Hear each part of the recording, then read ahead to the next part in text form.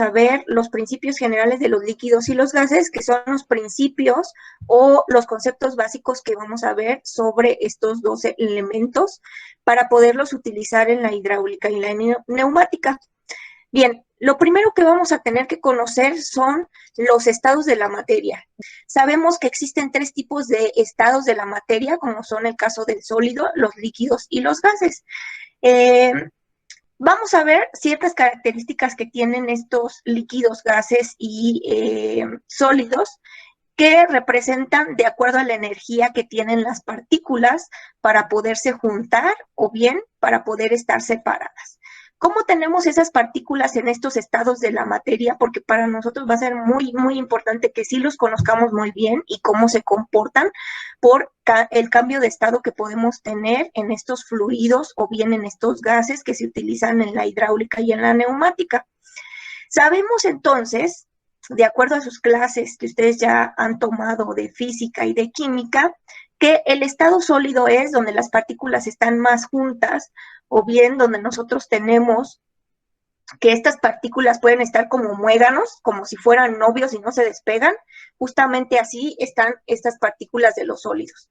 En los líquidos es un poquito más separado, digamos que ya es como la relación libre que ustedes tienen como amigos, cuando son amigos, una niña y un niño, o bien 2 niños o 2 niñas, entonces de alguna manera tenemos toda la libertad de salir con quien nosotros quisiéramos y no tener que rendir cuentas a nadie. Entonces, de alguna manera, esa es la forma en la que las partículas se comportan en los líquidos. Digamos, están ahí cuando se necesita, pero cuando quieren hacer otra cosa, pues pueden ir de un lado a otro, ¿no? Entonces, esa es la forma que tienen los líquidos. Por eso es que en los líquidos nosotros tenemos esa forma o esa característica física en la que los líquidos no los podemos tocar directamente, sino que, o bueno, no tiene una forma definida, más bien dicho, ¿no? Porque tocarlos sí podemos, pero más bien la forma definida no la tenemos, sino que tenemos que ponerla en un recipiente para que pueda tomar esa forma. Luego, en los gases nosotros tenemos que las partículas ahora se comportan como una relación completamente libre. En este caso es como si ustedes igual fueran novios, pero podemos hacer y deshacer lo que nosotros queramos, ¿sí? O sea, en realidad no me importas tú, no me importa el otro, simplemente voy a hacer lo que a mí me guste y me dé la gana. Entonces, así se comportan estos gases.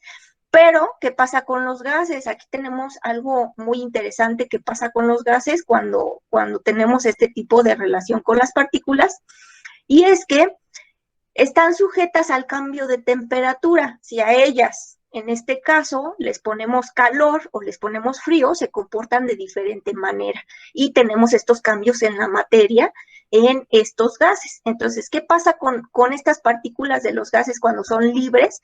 Pues cuando les ponemos calor, mayor cantidad de calor, hagan de cuenta que lo que hacemos es enojarlas, y lo que pasa con esas partículas es que se dispersan más rápidamente y tenemos que aprovechar esa energía, porque esas partículas lo que hacen es generarnos mayor cantidad de fuerza en ese tipo de situaciones cuando tienen mayor cantidad de energía. ¿Qué pasa cuando yo la someto al frío? Pues entonces baja su energía, empieza a disminuir y puede venir un cambio de estado, ya sea a líquido o bien puede ser incluso a sólido.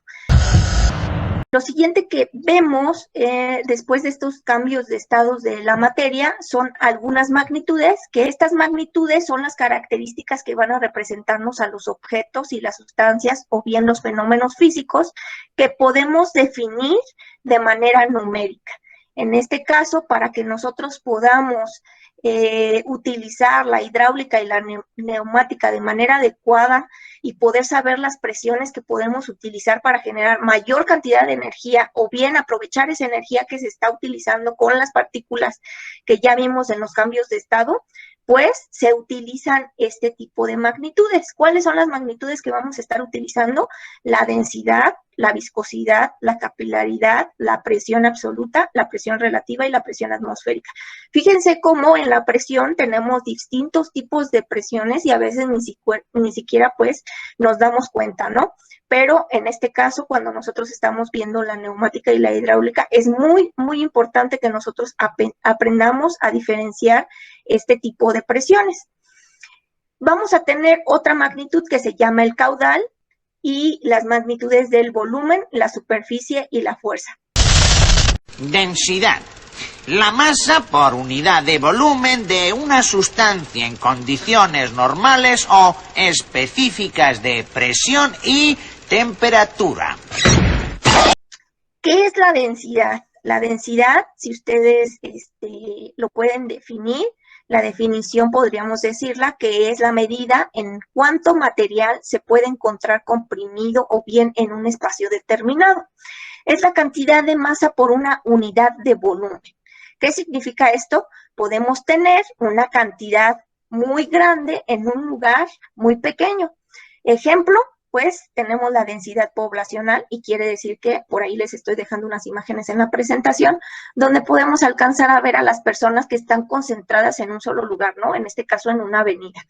Es lo mismo que si nosotros agarramos y vamos al mercado, pues tenemos una densidad, o bien si nosotros hablamos de una población en general en una ciudad, también tenemos cierta cantidad de densidad. ¿A qué nos estamos refiriendo? A la cantidad de personas que están en ese lugar específico. La densidad también la podemos definir dentro de la vegetación y igual la densidad sigue siendo la cantidad, por ejemplo, de árboles o plantas que pueden estar en un lugar específico. Por ejemplo, ahí les estoy poniendo también una imagen de unos arbolitos que están, no sé, en el Amazonas, por ejemplo, y tenemos cierto tipo de cantidad y lo podemos numerar, ¿no? Podemos decir cuánta densidad puede haber en un lugar, en este caso, cuántos árboles hay o cuánta gente hay, ¿no? Sí se puede contar. Luego tenemos otro tipo de densidad a la que podemos hacer referencia y es al material. En este caso, el ejemplo que tengo para ustedes es la cantidad de material que podemos tener comprimido en un lugar específico, como por ejemplo el corcho. Ahí tenemos el corcho. Sabemos que el corcho viene un poquito de la madera, entonces ese compuesto está comprimido, completamente comprimido, y podemos decir que cuánto material hay en ese corcho, ¿no? En qué medidas o en qué medidas del cuadro puedo tener ese corcho, ¿no? Y también podemos medirlo. Y otra densidad que podemos tener es en los líquidos, y en los líquidos se mide a través de ciertas experimentaciones en la que podemos decir que un líquido es más denso que el otro, ¿no? Ejemplo, la miel es más densa que el jabón, o el jabón es más denso que el agua, o el agua es más denso que el aceite, o el aceite es más denso que el alcohol. Entonces vamos viendo por ahí en la imagen cómo se va viendo la densidad, cómo es más pesado. En este caso, la definición se reduce, o bien podemos agregar ahora en los líquidos qué tan pesado puede ser un líquido, ¿no? Eso. Aquí tengo una cubeta con malvaviscos que he comprimido y una cubeta de agua. Aunque ambos ocupen el mismo espacio, veremos que uno pesa más que el otro. Entiendo. El que pesa más es más denso. Justamente. Ahora vamos con el término de la viscosidad. ¿Qué es la viscosidad? Según la definición que tenemos como la viscosidad, es el flujo que tenemos en el movimiento o la resistencia que oponen estos líquidos a fluir.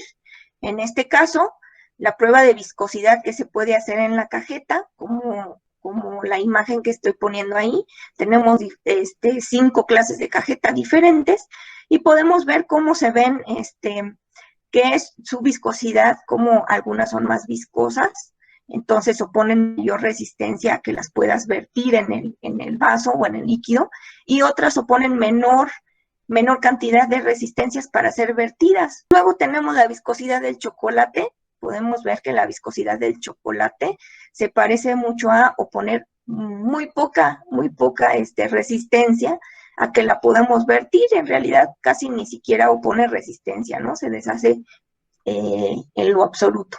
¿Qué pasa con el chocolate? También si nosotros lo sometemos a un calor, pues empieza a endurecerse y se vuelve un chocolate más duro, ¿no? Y a veces hasta más rico. Bien, y la viscosidad de la miel, como tenemos también la viscosidad de la miel opone mucho más resistencia incluso que el propio chocolate cuando se puede vertir. Entonces podemos ver ahí las diferentes formas que tenemos de viscosidad, ¿no? Podemos tener una viscosidad muy fuerte en la que no se puede vertir, una viscosidad media con la miel, en la que sí opone resistencia, pero no tanta, y una donde la viscosidad es casi nula, ¿no? En el chocolate. Bien. Ok. Tenemos ahí entonces la viscosidad, resistencia a oponer fuerza a poder fluir.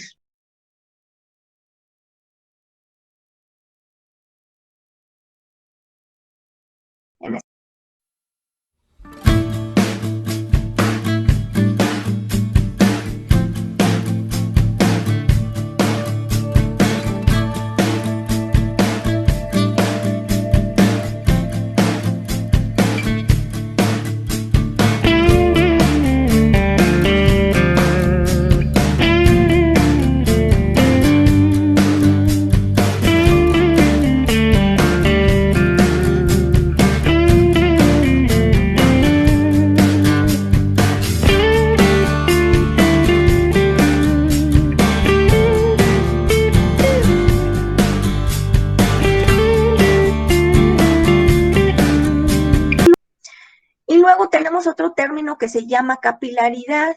La capilaridad es la propiedad que tienen estos líquidos para poder someterse a una tensión superficial. ¿Qué es esta tensión superficial? Pues simplemente el hecho de que nosotros podamos subir o bajar algún líquido en algún tubo. Se le llama tubo capilar precisamente porque nosotros podemos obtener el líquido a través de ello. Que es la presión también ya la conocemos. Y la presión la podemos definir como la fuerza que se ejerce sobre un punto dado o específicamente sobre algo, ¿no? La presión va a equivaler a la fuerza normal o bien se ejerce bajo un cuerpo o una superficie con un valor de superficie en el cuerpo. ¿Qué quiere decir? Que yo puedo agarrar y presionar algo, puede ser, por ejemplo, con el dedo, ahí tenemos una imagen de la presionar una pantalla con el dedo, y entonces ejercemos cierta presión. A lo mejor no ejerzo mucha, pero sí tiene cierta presión para que el celular pueda activarse. Tenemos otro tipo de presión que puede ser en la olla express, en donde nosotros podemos escuchar la olla express que tienen nuestras mamás en casa y que se escucha incluso el sonidito del psh, ¿no? Y ahí, por ejemplo, podemos utilizar dos tipos de fuerzas. Tenemos ahí la hidráulica con el líquido que está dentro de esa olla de presión y el aire que se está liberando y que podemos alcanzar a escuchar, ¿no? Entonces tenemos ahí, por ejemplo, esas dos partes de la hidráulica y la neumática en una olla de presión. Y luego tenemos otro tipo de presión, que es los que utilizan los contenedores de pintura o los sprays para poder mantener o dejar en buen estado el material que nosotros estamos empacando, ¿no? Por ejemplo, los refrescos. ¿Qué presión necesito yo en los refrescos para que siga teniendo ese mismo sabor? Cualquier tipo de refresco tiene una gaseosidad, que en este caso es utilizar esa presión neumática para que cuando yo destape ese refresco, pues escuche el psh y sepa rico, ¿no? Me sepa a refresco y no me sepa feo, ¿no? ¿Qué pasa con la coca, por ejemplo, cuando se calienta? Se escucha el push, bueno, el sonidito característico, no, ya ni siquiera se escucha, ¿no? Casi ni se escucha, y luego cuando le tomas sabe muy feo. Entonces también sirve eso para la presión, también puede servirnos dentro de la industria. ¿Pero qué es la presión? Y la presión es tener que entender todo lo que usted dice permanentemente, doctor. Pero por favor, no sea tan impertinente, ¿quiere? Una primera aproximación es que una fuerza se reparte en la superficie sobre la cual actúa. La presión mide este reparto y se define como la fuerza aplicada perpendicularmente sobre cada unidad de superficie. O sea, doctor, que una fuerza aplicada sobre una superficie pequeña ejerce mayor presión que sobre una superficie más grande. Exacto. Cada vez que un objeto ejerce una fuerza sobre otro por algún tipo de contacto, estará ejerciendo una presión. Ah, es como cuando las mujeres van al campo con esos coquetos taquitos largos y quedan clavadas en la tierra, ¿no? Que no puede salir. Precisamente, al ser una superficie muy pequeña, estará ejerciendo una gran presión. Nosotros, por el solo hecho de estar parados, ejercemos una presión sobre el piso. Y también el aire ejerce una presión sobre nosotros, nos presiona. La presión atmosférica se refiere a la presión que vamos a tener o la que ejerce la Tierra sobre nosotros o sobre la superficie terrestre. En este caso, cuando nosotros utilizamos la neumática y la hidráulica, vamos a tener este tipo de presión, donde en todos los sistemas habidos y por haber. ¿Por qué hay que conocerla? Porque todos estamos sujetos a este tipo de presión atmosférica. No es lo mismo que yo ponga un sistema neumático o hidráulico en la playa que lo ponga yo, por ejemplo, aquí en Querétaro.